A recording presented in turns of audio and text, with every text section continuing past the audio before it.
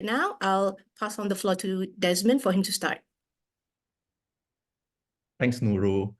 Hi, everyone. Nice to meet you here, and thank you for joining us. First of all, I would like to wish every one of you well. This is the very first time I share about the subclass 888 through the webinar. And the reason I thought of arranging this session because I came to realize that some of you out there, especially the visa holder of the 188, do have certain level of the misunderstanding about the preparation for the 888, which is the second stage of the visa, particularly the business and the investment category. And I just wanted to make sure this session equip you with the right understanding and not waiting until the last minutes to figure out there are certain preparation that's not well done, which could have potentially impacting on the application of your visa subclass 888, which is very important, ultimately the PR or permanent residency status. Yeah. Now, without a further delay, let's just look into what is this 888 visa. Now, as a visa holder of the 188, that is just giving you a temporary residence status. So after meeting certain conditions, then you are eligible to apply to become a PR through the visa subclass 888.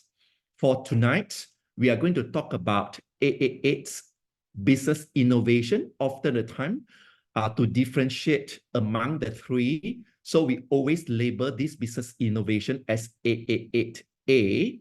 We also will be talking about the investor visa, which is 888B, as well as the significant investor visa, which is the 888C.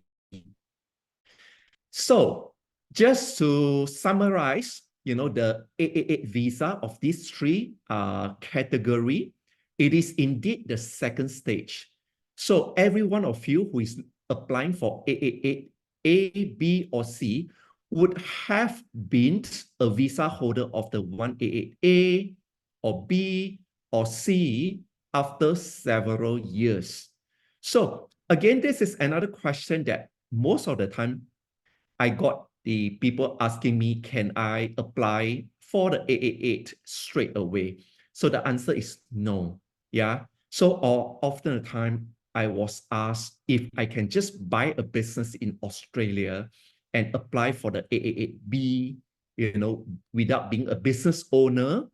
So the answer is no. So today we are just talking about the second stage. So again, the message, what I wanted to highlight is you must already be a visa holder of the 188A or B or C in order to be able to apply for 888. Yeah. Now, let's start off with the 888A. We will be looking into what is the requirements, what do you need to fulfill while you're running a business in Australia. Yeah, so I'm going to share that very soon. When we talk about this 888A, it is for the individual who has already passed the first stage, which is the 188A, and while running a business in Australia after several years, then subjected to you fulfilling certain conditions, which includes the business turnover, for example, asset criteria, for example, then you'll be qualified to apply for the 888 visa. Now, I keep repeating that because I just wanted to make sure that the message sending across is clear and none of you, goes through the wrong steps and risk your time, risk your money to find out that, you are not, in the first place, you're not eligible for the 888. Yeah. Now, let's look into this key criteria or the key requirements for the 888A. Now, I'm sure some of you might have applied for the 188A before July 2021. And some of you out there would have applied for the 188A after July 2021, including those who is still waiting for the outcome from the 188. So this is the specific requirements that you must fulfill while you are running the business in Australia for you to be able to apply for this 888A. Now, I've listed out these 7 important criteria. Number 1, running the business. Whether you're applying for the 188A before July or after July, the requirement is for you to run a business in Australia for a minimum of 2 years. Do take notes, 2 years is required for you to run the business in Australia. Other than that, there must be certain percentage of the share in the company in Australia. And this share could be a share of you alone as a principal applicant or a share of you and your wife.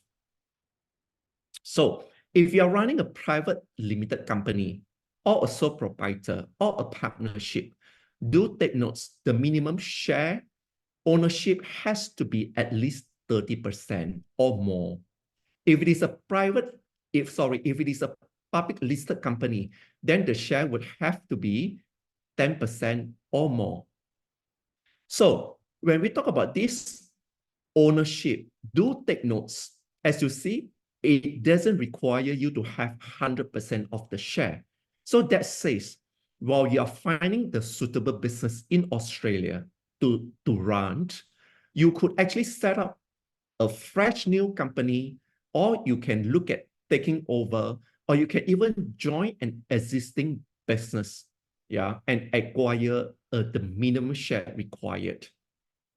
So do take note while you're exploring the business in Australia, especially those who is looking at taking over an existing company, do make sure you do not acquire the existing company from the existing 188 visa holder, because that business will be classified as a recycling business. If you have accidentally or wrongly taken over an existing business that is owned by 188 visa holder and passed over to you, that business would not be qualified. We would not be eligible or would not be qualified for you to meet the condition of the 888 conversion. Yeah. Now, I would also like to talk about residency. Under the old rules, the residency required is 1 out of the 2 years stay. So that can be yourself as a principal applicant of the 188, or you could choose to have your wife to fulfill the residency requirement. So obviously, if your wife is the one that is going to fulfill the residency requirement, then she would have to have a share percentage in the business. She would have to manage and run the business in Australia for her to meet the rest of the requirements. Now, under the new rule, after the post July 2021, the residency requirements became 1 out of the 3 years. Why is it 3 years and why is it 2 years under the old rules? Because under the old requirements, you can't effectively apply for the conversion or the PR, which is the 888, on the 3rd year, which is right after 2 years. Whereas under the new rules, you can only apply for the PR after 3rd year, which is on your 4th year. So there is a delay of 1 year for you to be able to apply for the 888 conversion, which is the PR conversion, for those who apply after July 2021. Okay, now business turnover. Every one of you, I'm sure you are being told about the business turnover, which is at least 300,000 per year over the 2nd year. So while running the business for 2 years, it doesn't really matter how much is the turnover on the 1st year. However, it is compulsory for your business to achieve at least a 300,000 of Australian dollar turnover on the second year. Now, so this is the first 4 mandatory required criteria for the AAA visa. Now we are going to move on to the staffing as well as the assets criteria. And do take notes, you have the options to employ 2 full-time staff who is a PR or citizens. For both new and the old rules, do take notes, these 2 staff full-time does consider as a full-time when they spend or when they work for at least 30 hours per week. So the requirement is 30 hours per week. So the question is, what if you were to employ part-time staff? How does that consider? So if you have a part-time staff, do take notes. You can combine 2 or 3 part-time staff as long as their combined working hours meet the 30 hours per week. So 30 hours is considered as 1 full-time staff. Yeah. Now, talking about the business assets, you are required to fulfill, or your business must fulfill at least 200,000 of the business assets. How does that count? Let's say your business starts running from the 1st of January and your year end will be running, or financial year end will be running from 1st of January to 31st of December, as an example. Yeah. So this 200,000 has to be fulfilled when or on 31st December itself. And that is required on the 31st December, as well as the 31st December. Yeah. And of course, this business asset, there is a certain formula for the immigration or for the DHA case officer to compute based upon the balance sheet of the company. Now, there is also a total asset of 600,000 for you to fulfill. And that is a combination of both business asset as well as the personal assets. So if you choose, or if you have fulfilled the 200,000 of the business asset, right, then the personal asset will need to be a minimum of another 400,000 for you to achieve the 600,000. Again, the computation or the date of this 600,000 has to be fulfilled on the 31st of December on the first year and the second year. And again, when I mentioned 31st of December, that's assuming your business starts from on the 1st of January. Yeah.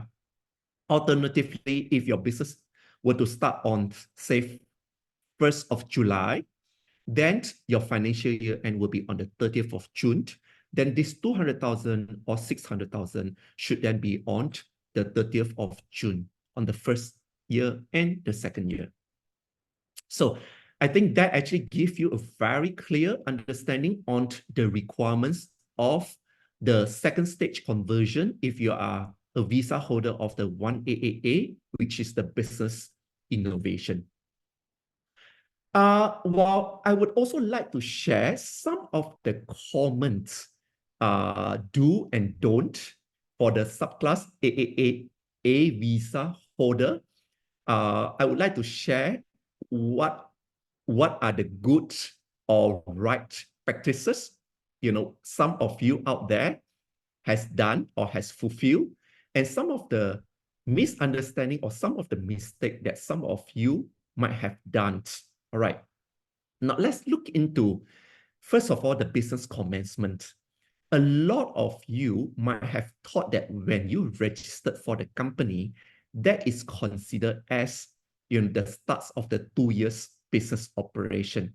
So the answer is no. The immigration would typically look into when the company started with the business activity. So when we talk about this business activity, for example, the sales started, or you're able to demonstrate efforts is being done to develop the business. You have started to implement the marketing or business development activity. You have started sourcing for the products, for example. you have started renting an office, for example. So when all this activity starts, then that is the commencement of your 2 years business operation. Yeah. So the message that I wanted to send across is, do not assume when you register the company, that is when the 2 years started. Yeah. Do not assume that. Well, I would also like to highlight that it is the intent of this business innovation visa for you to exercise your business experience while you are running or when you are residing in Australia and running the business in Australia. I often the time heard about people asking, can I just invest into the business, be a shareholder, but stay away from the business, day-to-day business management? The answer is no. So you are required to be involved in the day-to-day business operation. And you are, again, how would the immigration know that you are involved, in the day-to-day business?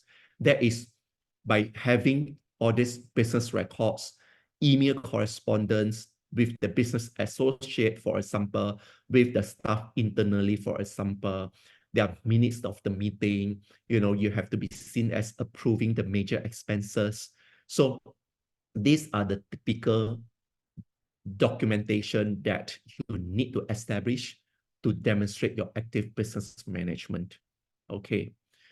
Now, again, another group of the 188 visa holder do ask me often the time, can I just fulfill the minimum 1 year of the stay in Australia and spend the rest of the times, outside Australia? Although, in the earlier slides, I mentioned the minimum stay is just 1 year over the 2 years under the old regulation, or 1 out of the 3 years under the new regulation for those who is applying after 1st of July 2021. Do take note, you'll be asked to explain and to show the example and evidences on how you were to continue to manage the business in Australia when you are being absent from Australia. So do take notes. If you're not spending majority of your time in Australia, do make sure you're able to demonstrate, the continuous active business management during, your times outside Australia. Okay. I would also like to share about the funds invested into the business. Do make sure that you keep both your personal bank statements and the company bank statements incomplete, because you will be asked to provide both the personal statements, bank statements, as well as the company bank statements showing the funds are being transferred into the company accounts. Do not transfer the cash or bank in the cash into the company account without being able to show that the funds is coming from you, because it is a responsibility of the case officer to look into the sources of fund, as in, the funds that is being invested into the company has to be legally acquired. So do avoid pumping the cash into the company accounts without evidence of the funds coming from you. Yeah. Now, I mentioned about that earlier. The business assets or the personal assets has to be proved at the end of the first year and at the end of the second year. Some of you are nervous about having to show the assets on every single day. It is not compulsory. If you do that, it is good. But the case officer typically look into the end of the first year and the end of the second year of the financial year ends, right? So now, one of the mistakes that people often made is the charge to the director accounts or the loans to director. So they just charge whatever transaction that is being paid from the director's own pocket without records, without evidences, do take note that would not be acceptable, yeah, by the immigration case officer. So be cautious about that. Whatever that you charge to the director's loan account, to make sure that there is a proper documentation. For example, invoices, bank statements showing that you have paid for that transaction on behalf of the company. Yeah, so these are the do and don't for those who are looking at converting into the AA8A. Yeah. Now, I'm going to move on to the second stream, which is the investor stream. And we label this stream as a AA8B. So this visa used to invest into the government bond. If you were to apply for this visa under 188A before 1st of July 2021. And so after 1st of July, so the government bond is no longer available and it is being replaced by a compliant investment, which is effectively the private managed fund. For those who is applying for the 188A after 1st of July 2021. Yeah, let's look into the criteria. As compared to the business innovation, the investment visa is relatively more straightforward. But I have given comparisons between those who pre-July 2021 and post-July 2021. The differences is under the first requirements is to maintain the government bonds over a period of 4 years if you're applying for the 188 before July 2021. And you are required to fulfill 2 out of the 4 years stay during the 188 visa. Yeah.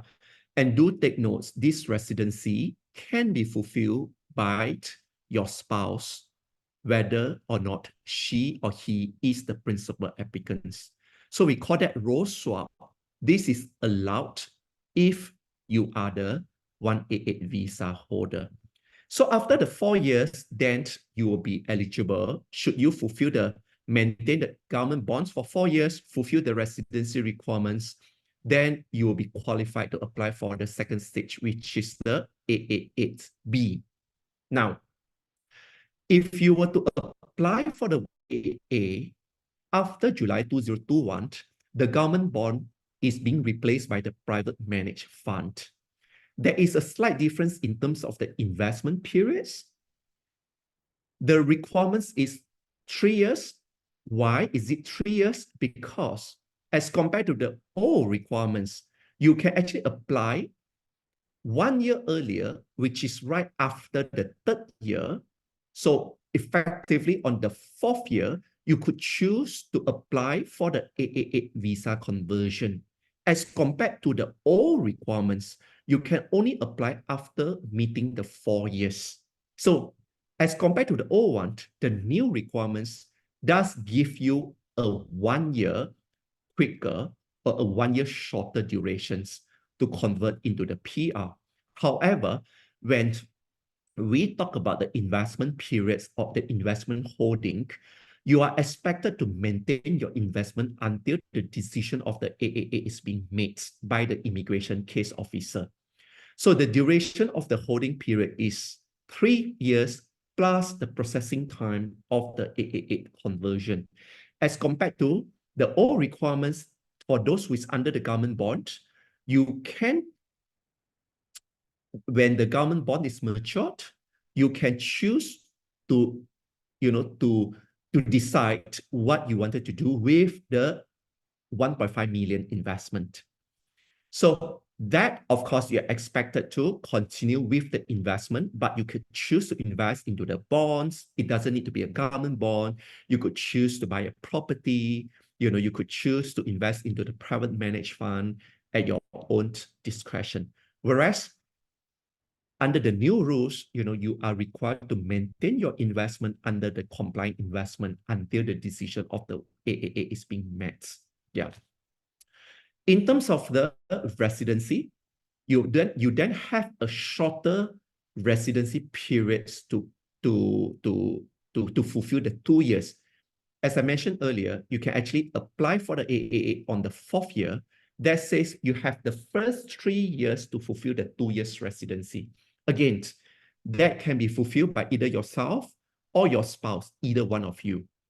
All right, let's look into the next slide, which is do and don't under 888B. So to maintain the government bonds for 4 years and have lately been asked by one of the 188 visa holder who rang up my office and asked to clarify whether or not his understanding is correct, because he was being advised by one of the Mara advisor that he can actually withdraw the government bond before the 4 years maturity, as long as he chooses to invest into other asset class. The answer is no. If you have done that, if your understanding is incorrect, if you have done that, then you are going to lose the conversion for the AA8 or PR visa. Now, commitment to continue with your business or investment activity in Australia. Now, do not get excited when you see business, because it is not a mandatory for you to run a business if you are a visa holder of 188B, which is the investor stream. If you want to, you can do that, but it is not a mandatory. You are not required to run a business. So when I highlight about these commitments, with the investment activity in Australia, yes, you do invest into the government bond, or you do invest into the compliant investment. But during the conversion of the AA8B, typically the case officer will ask you, do you exercise other investments or not? It is the intent, again, for the governments, for the 188 visa holder to continue to invest in Australia on top of the government bond and the compliant investment. Is there a minimum investment amount? The answer is no. So what I normally advise the clients, and knowing what the case officer often the time looking for, I would just suggest to you to invest on the small amount over the periods of time. Yeah. So the frequency of the investment is important as versus the amount of the investment. So the immigration case officer typically would like to see you do carry out certain investment, or you do make certain investment decision over the periods of time. Yeah. You can choose to invest 10,000 on one particular transaction. You can choose to invest 50,000 on one particular transaction. But it is even better for you to buy and sell or top up your investment over a small amount over the periods of times. Yeah. Now, when we talk about residency, again, I would like to highlight it is either yourself or your spouse, but not to combine the residency from both of you. Yeah. So do take notes. If you are going to choose the role swap, as in you are the one that applying for the 188, but your spouse will to fulfill the residency requirement, do make sure you do not repeat this mistake. You must make sure that your spouse is the joint account holder of your investment. If your spouse is not a joint account holder of your investment, then he or she would not qualify to apply or to be the principal applicants and fulfill the residency for the AA8, the second stage conversion. Do take note. I have seen this mistake made by a lot of the people, and this is one of the common failure that people has made when it comes to the second stage.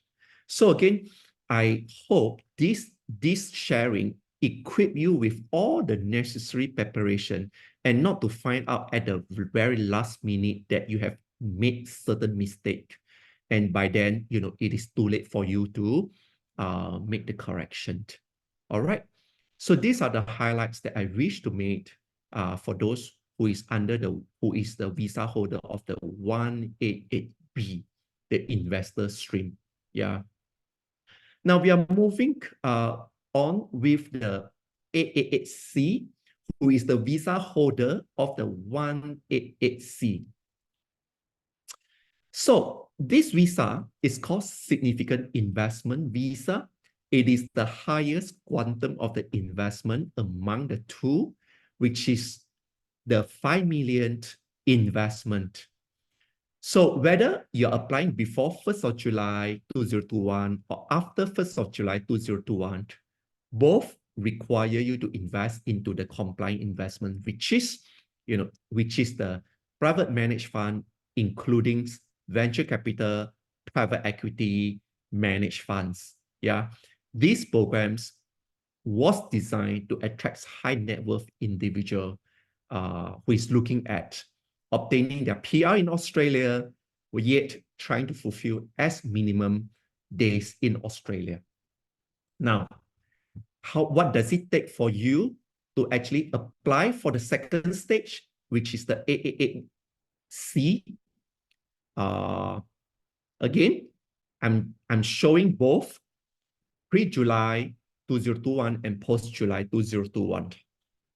Again, as I mentioned, both require to invest in the private managed fund. The difference between the two periods is the components of the funds are slightly different before July 2021 and after July 2021. If you were to apply under the old requirements or the old rules, then the investment period is 4 years. After 4 years, you are not required to continue with your compliant investment. Rather, you could just choose to invest your 5 million into some other asset class in Australia. Whereas under the new rules, you have to continue after the 3rd year. You need to maintain the investment until the decision of the AAA is completed. Yeah. This is the same requirements as what we have explained or what we have discussed earlier for the 888B. In terms of the residency, because under the old rules, it is a 4 years residency. So you need to fulfill the 160 days over the 4 years periods as compared to for those who apply after July 2021, the residency is just 120 days after over the 3 years. And again, you could choose to apply for the PR on the 4th year, which is again 1 year earlier. Now, do and don't, yeah. So 4 years is mandatory, or I've seen typically people fail to invest into the compliant investment over the 4 years periods. So my advice to you is do constantly speak to your fund manager who is managing your compliant investment. I believe they do schedule, a regular meetings for you. Do check to make sure that those investments continue to be maintained under the compliant investment options. And that includes, whatever that have been invested, the fund manager continue to monitor the company, making sure they meet the immigration's requirement. So the answer is, do ask your fund manager to confirm this over your regular meetings, over the 4th year or over the duration, whatever duration that you need to maintain your investment. So again, do you need to have additional investment? My suggestion to you is do consider a small investment other than the compliant investments. But again, over a small amount, but the frequency is important. Is this mandatory, as in like you need to invest 500,000, 1 million in addition to what you have already invested, the 5 million? The answer is no. Yeah. Again, I do hear from time to time, certain people are being advised that they have to, invest X amount of money. So the answer is no. There is no legislative requirements for you to fulfill a certain quantum of the certain investment amount, right? Now, when we talk about residency, do take notes. Oh, this is 888C, not 888B. Yeah. So do take notes. The residency for 888C applies to only the principal applicants. There's no role swap. Yeah. So you can choose to have your spouse to fulfill the residency, but the 160 days and 120 days do not apply. That 160 days or 120 days is applicable to only the principal applicants of the 188C. Yeah. Do take notes. Do not take it wrongly. Yeah. And thought that it is the same requirements as the 888B. Yeah. I'm sorry about this. I wanted to highlight that this do and don't for subclass 888B is supposed to be 888C. This is not 888B here. Yeah. This is for those who invest 5 million. Now,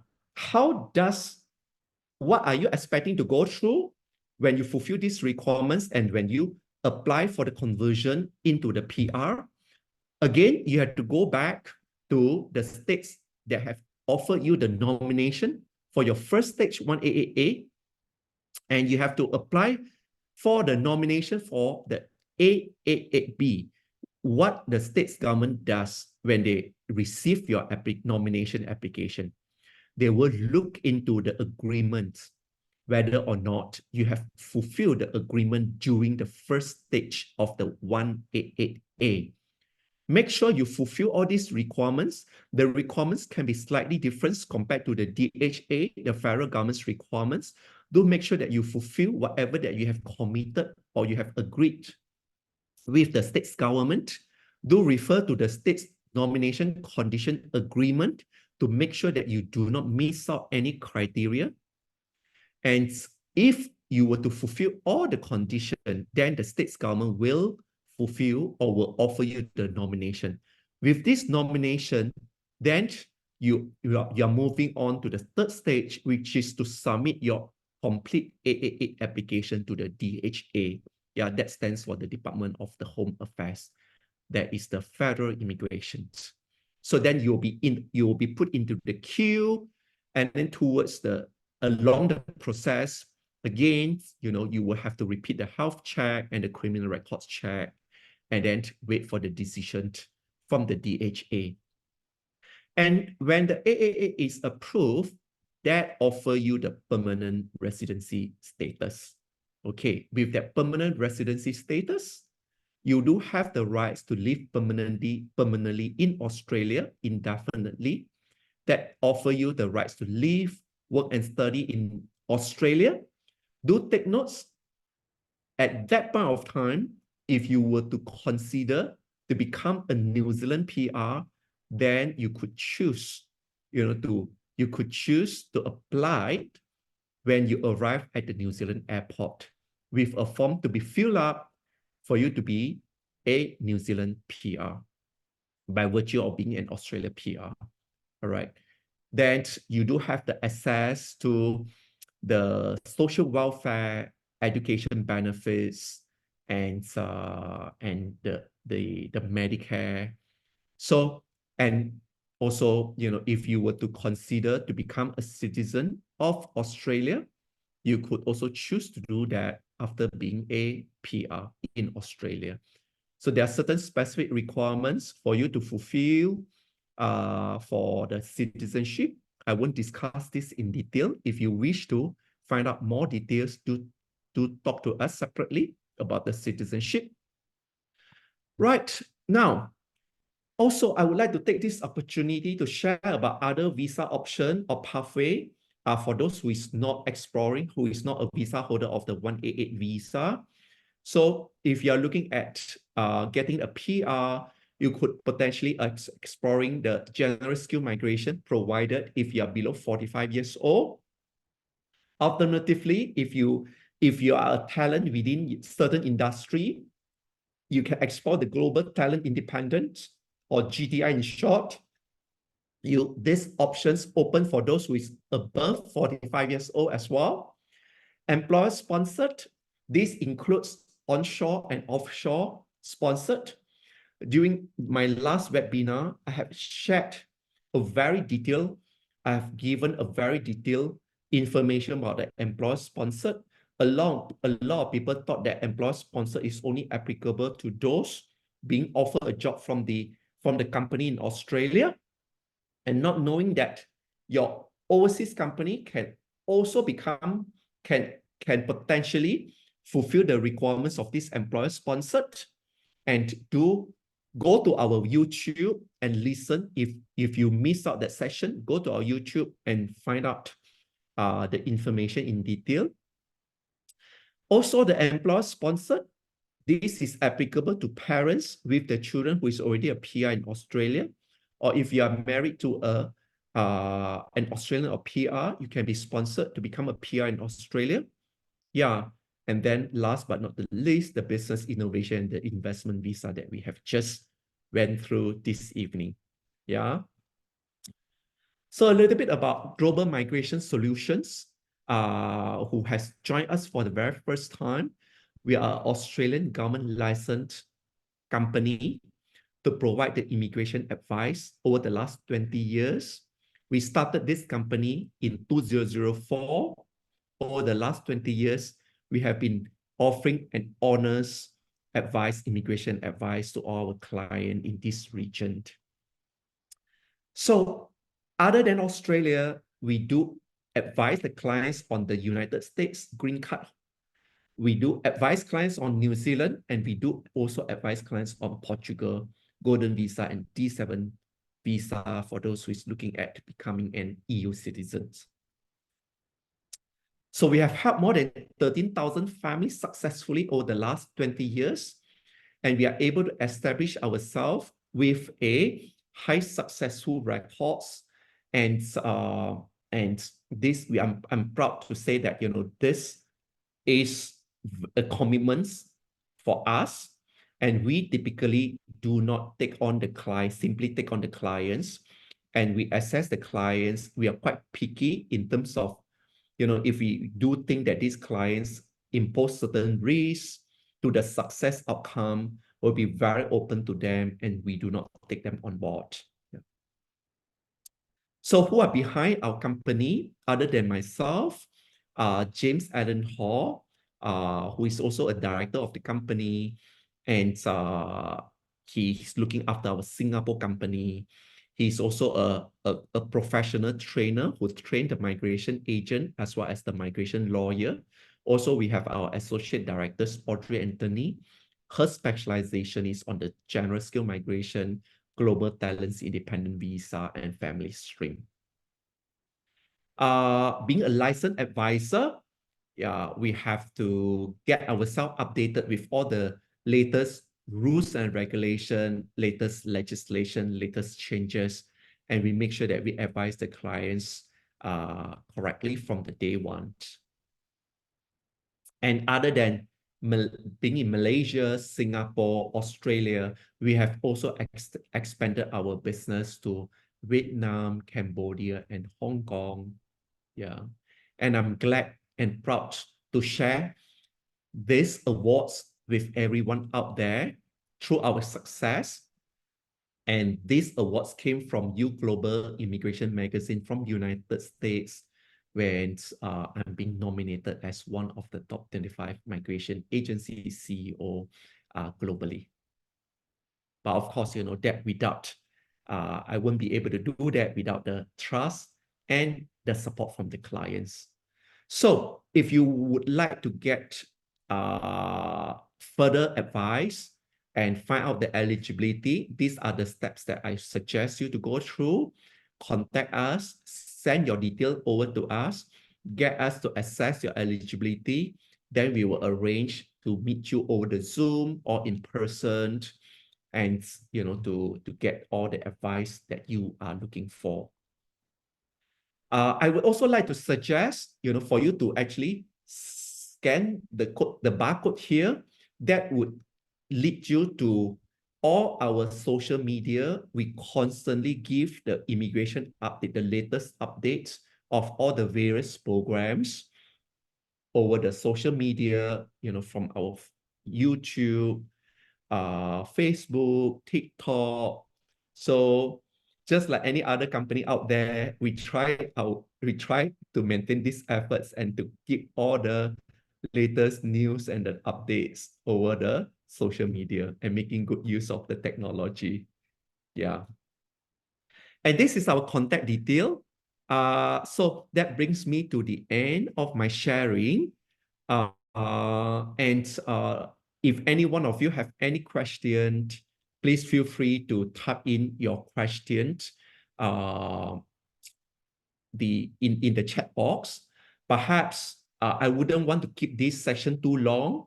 It is 8:50 now, and we might just take one question and we leave the rest, the remaining, and we will get back to you on the rest of the question. So Nurul, perhaps may I suggest that you pick one of the question among all, and I'm happy to take one question before I end the session. Sure, Nurul? and thank you so much for the very informative session. We actually did receive a question, several. So the first one that I feel maybe a lot of people are not aware of. So does the 188C holder need to maintain the required investment if they decide to extend the TA instead of applying conversion to 888C? Is that even possible, Desmond, to extend? Yes. It is a very good question for if you are a visa holder of the 188C. You're allowed to extend. I know there is a good reasons for a certain visa holder not to convert into the 888C because of the tax exposure, for example, and wish to maintain the TR status. So you can choose to extend your 188C. And if you are extending your 188C, then you are expected to continue to maintain your compliant investment throughout until you're ready to convert into the 888C.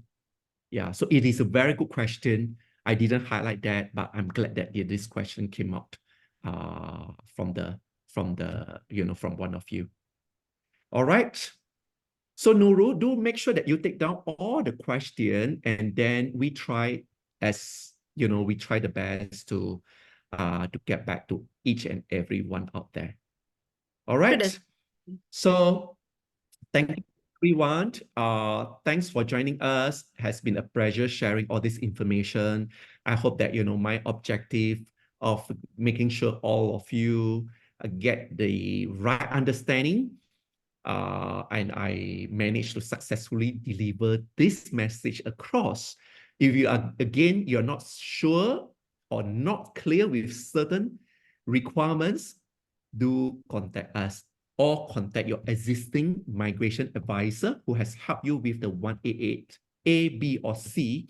Do not wait until the very last minute to find out that you miss out, the important criteria. And the last thing you wanted to happen is to find out that after all these efforts and all the years, and you miss out certain criteria for, the successful conversion into the PR. So I wish you every one of you, all the very best, and good evening to everyone. Thank you. Thank you, everyone. Good night.